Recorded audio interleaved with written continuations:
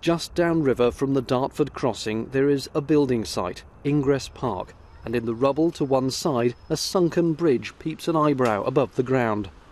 When John Hall played here in the 1950s, only the smaller arch was visible after use as an air raid shelter in the war. We came down here and we made it into our hideout.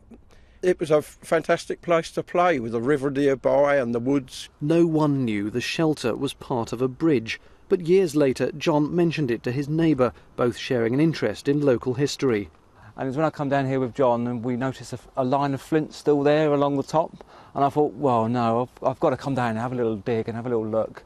And after digging for about 20 minutes we found the top of the first arch, and a little while later found the top of the second arch, and a bit of research, and we suddenly uncovered, we realised we've uncovered a Georgian bridge.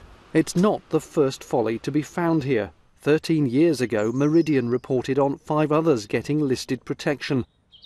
I'm standing on top of the Folly Bridge, which in the 1800s would have been a public footpath leading to gardens behind me, designed by Capability Brown. So there was one public footpath on top of the bridge, but there was also another that led all the way down underneath to the Thames estuary behind me.